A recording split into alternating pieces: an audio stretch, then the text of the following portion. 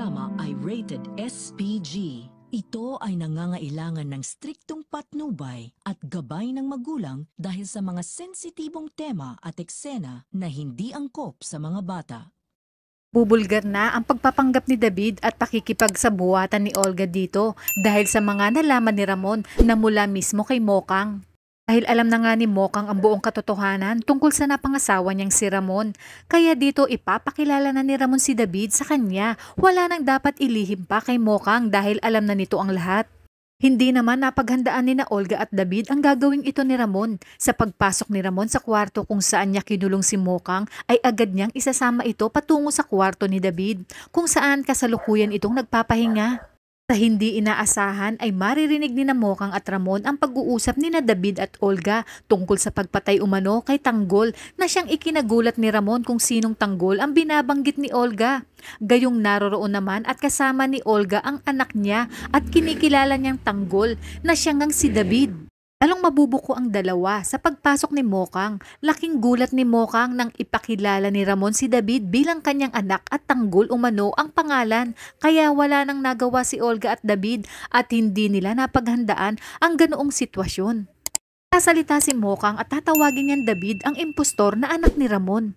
Tatanong nito kung may kinalaman ba ito sa mga kasinungalingan ni Ramon at paano umanon siyang naging Tanggol gayong nakakulong sa bilibid ang totoong Tanggol. Kaya naman dito nagulo ang isip ni Ramon dahil sa mga binitawang salita ni Mokang. Harap-harapan niyang tinanong si Mokang kung totoo ba ang kanyang narinig at hindi talaga Tanggol ang pangalan ng kanyang anak. Sabi ni Mokang na ang totoong Tanggol at Jesus Nazareno de Magiba ay siyang nakakulong ngayon dahil sa pagdidiin ni Mang Rigor. Dito naluwanagan na si Ramon at napag-alaman niya na may sabuatan pala sina Olga at David at gaya ng kanya mga binitawang salita na sa oras na mapatunayan niyang tinatarantado siya ni Olga at David ay siya mismo ang maglilibing ng buhay sa dalawa. Gulo naman si Mokang sa kanyang mga nalaman at hindi makapaniwala na si Tanggol pala na kanyang minahal ang tunay na anak ng lalaking kanyang pinakasalan. Kaya naman halos hindi na niya alam ang kanyang mararamdaman dahil sa mga revelasyong ito. Napaghandaan naman ni Olga ang mga ganitong klaseng sitwasyon at agad siyang maghuhugas kamay na wala umano siyang kinalaman sa pagpapanggap ni David kung kaya't sinabi ni David na sinungaling umano si Olga dahil si Olga daw ang may pakana ng lahat ng ito. Hindi na nagdalawang isip si Ramon, kalibitin ang kanyang baril ngunit inunahan siya ni Olga na barilin si David. Ayon kay Ramon, hindi na mabibilog ni Olga ang kanyang ulo at sabay na niyang tinapos ang dalawa.